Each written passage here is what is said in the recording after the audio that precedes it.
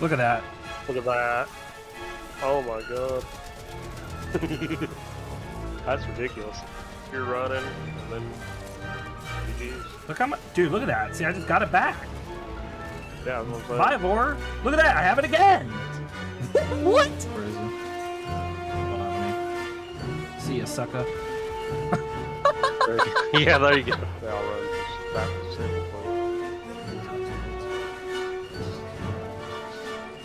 Oh, violence just got violated. Yeah, violated. Yeah. Dude, imagine just playing on this fucking ceiling right here. I know, right? Just sitting right there. The whole entire map, right? Like, why not? I mean, you can.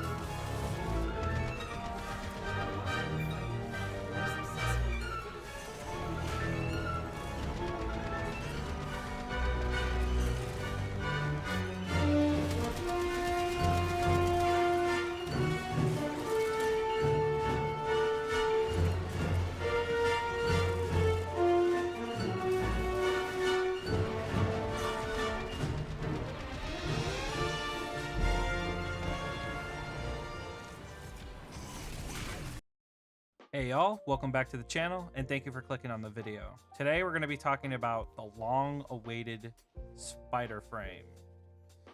Oraxia is awesome. She's so cool. I enjoy playing this frame so much. I love her gameplay. I love her gameplay loop. I love the weapons that you can use to make her feel even more powerful. Now, I'm sure all over YouTube, my video is pretty late coming out considering how fast people try to put out their videos for Oraxia. I try to spend some extra time to come up with something more unique in terms of what weapons most people were using, because I saw that the Sobek is obviously the clear runaway winner when it comes to AoE map clearing and all of that, but you'll see in the gameplay and in the intro how much fun a weapon like the Trumna can be as well. Now, obviously the identity is relatively the same when it comes to let's blow stuff up and run around doing it, but rather than not seeing any of the enemies you're killing, you're actually fully engaged, running around, web zipping, dodging, and just, for me, this is just a much more interactive way to play Warframe, and that's how I like to play it. So this is the build that I'm sharing. It's by no means the most meta, but it's the build that I'm proud of and that I like running. So please sit back, enjoy, and let's talk about Oraxia. Let's quickly talk about Oraxia's abilities. Now, her passive is pretty straightforward, but very, very strong and central to her playstyle. Whenever you wall at, you become invisible for 8 seconds. You'll notice in the gameplay how often I am web zipping to walls, giving myself time to reload, hide from enemies, or proc certain arcanes. It's very, very strong and one of the best feeling passives in the game right now. Her first skill, Mercy's Kiss, is typically going to be the thing that most people subsume off of her. It's very similar to Citrine's 1.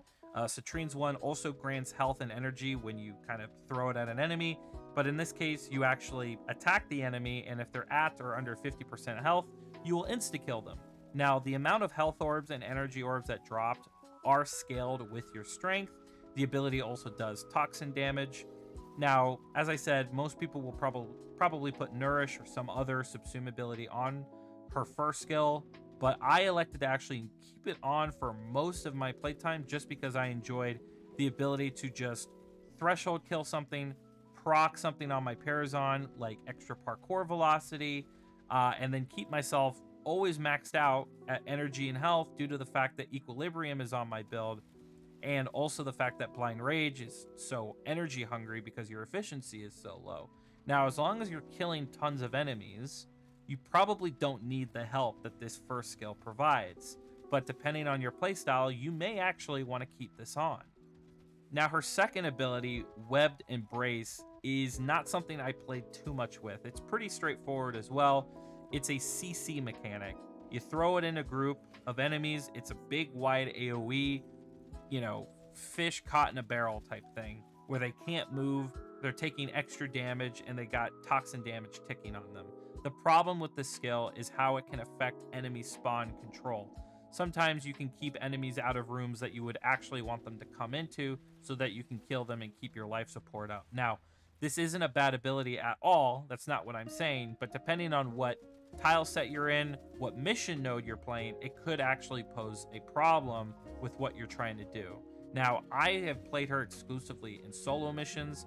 I don't know how bad this is when you're trying to play with a group of people. You know, keep that in mind when you're playing her. You may have issues with this skill when you're using it, but by all means, it's a very good ability. I mean, you're increasing your damage exponentially with the damage vulnerability, and you're CCing targets. It's a very good ability, but as I said, it could pose a problem when you're using it.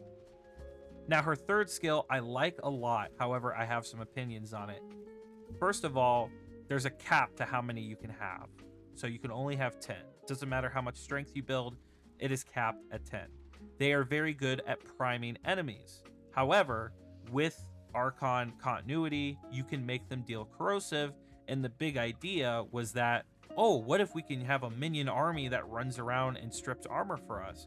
Well, it wasn't working at launch. I believe it's working now. However, I don't think it's a viable playstyle to build a Summoner's Wrath build with a ton of range and try to maximize a bunch of spiders running around playing the game for you.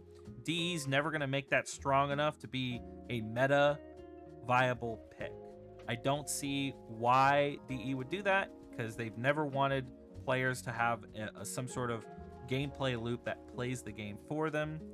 So when you're building these things, treat them more as a CC skill and nothing more. They're good at priming as well. However, they're not going to do enough damage for you to go like, wow, I really don't need to shoot my gun right now because my spiders are doing everything. Absolutely not.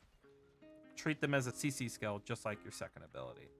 Now, her fourth ability. This is a must-have. You cannot subsume this off.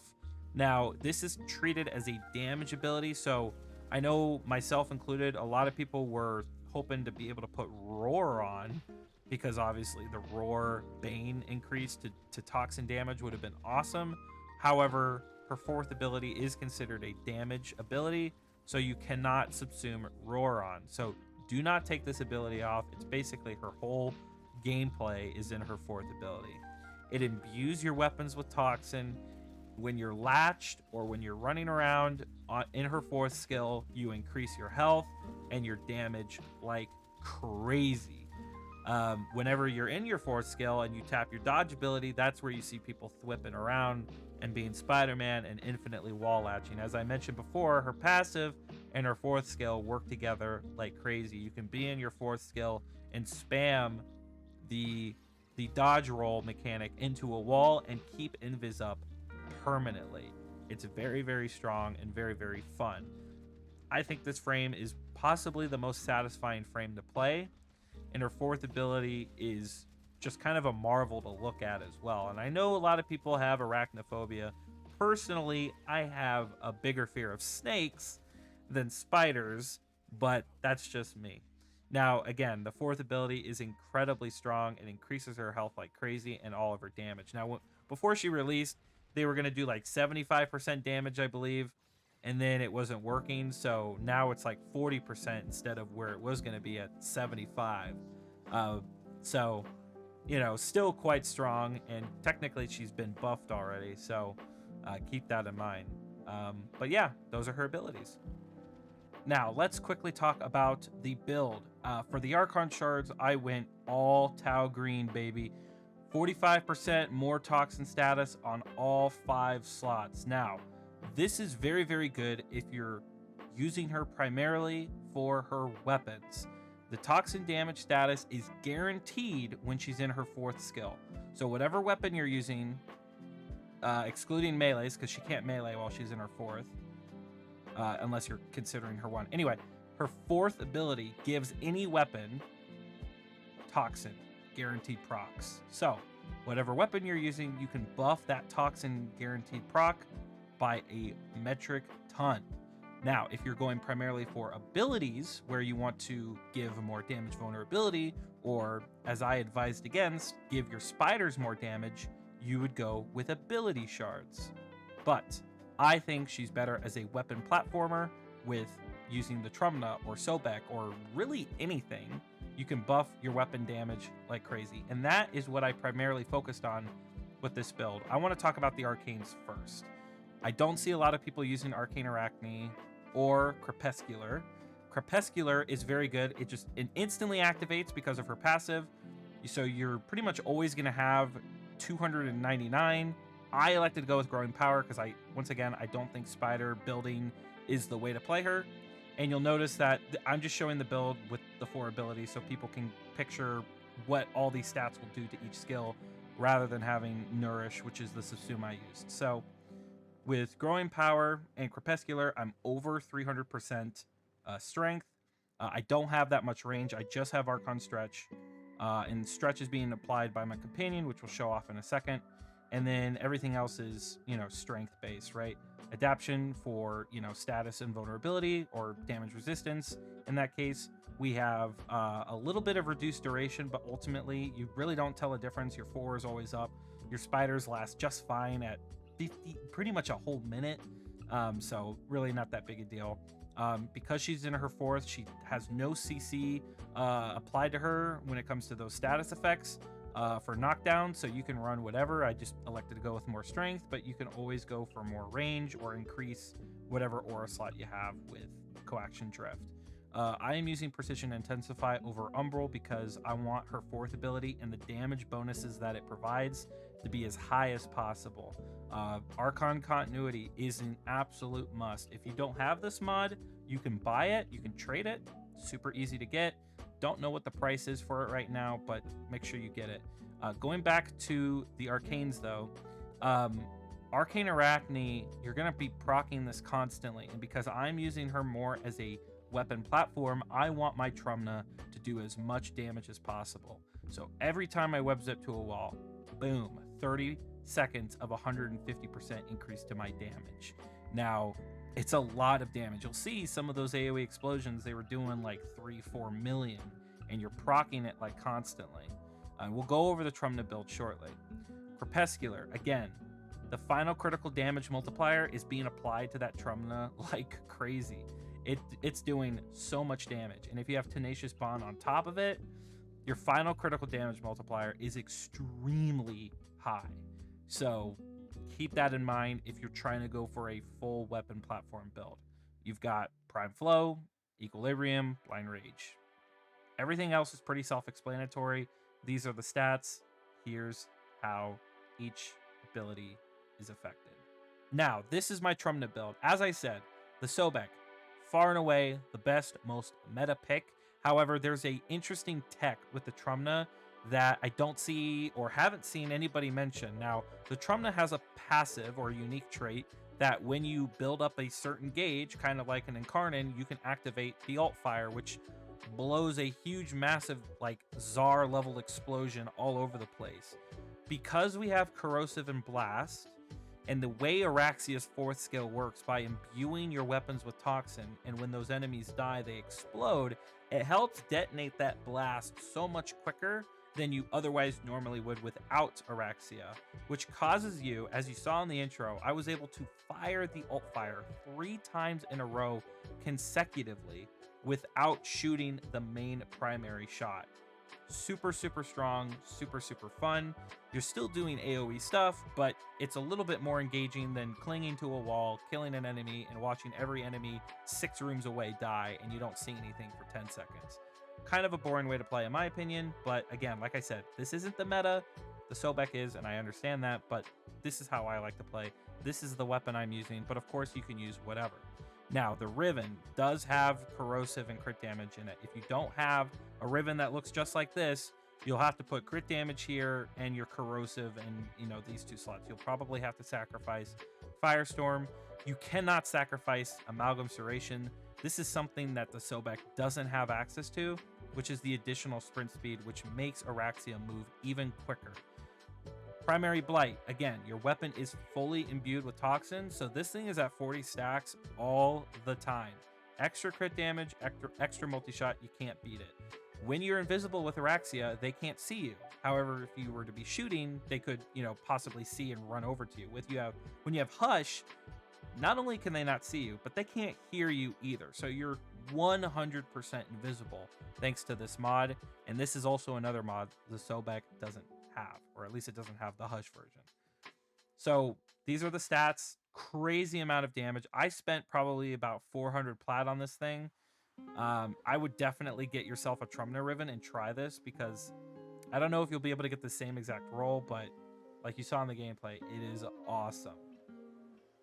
You're running, and then GG's. Look how much, dude. Look at that. See, I just got it back. Yeah, that's what I'm saying. Vivor. Look at that. I have it again. What? We are going to breeze past the other two weapons. You can use whatever secondary you want. I literally never use this in any of my gameplay. The Okina Prime or Incarnate Okina, only because of the movement speed here and the sprint speed and parkour velocity here. Only reason why we're using this. Now, as far as the companion, you can use whatever companion you want, but I am actually using the Pharaoh Predacite only because of this mod. It increases your toxin damage by 100%, which is increasing my toxin with Oraxia, but also the Trumna.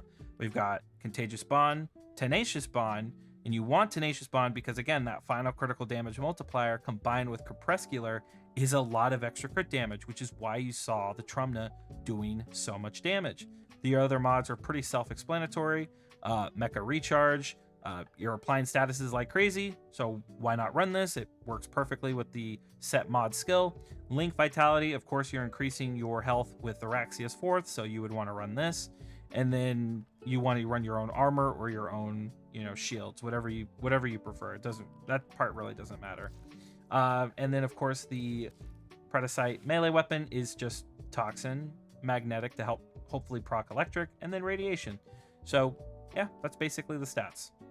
And that brings us to the end of the video. Thank you so much for watching. I hope you enjoyed. Yeah, so apologies for the super long video. I just had to get all my thoughts out and showcase how everything was working and why I was using the Trumna. Now, plenty of other videos on YouTube right now are showing monstrous builds with using all sorts of different arcanes and mods and maximizing range and doing this and that. That's what makes Warframe awesome.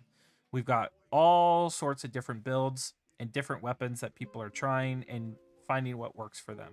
So if you like playing your frames in new and interesting ways, you're going to find yourself enjoying playing Oraxia a lot more than some of these other frames that might have a pretty stagnant way to play. So go out, give it a try, check out some of my other videos. I released a Kalervo Augment review.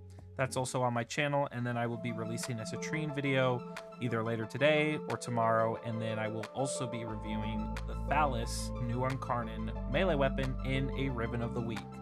So, once again, thank you very much for watching. I will catch you in the next one. Peace out. There you go. Oh shit! I'm fast as fuck, boy!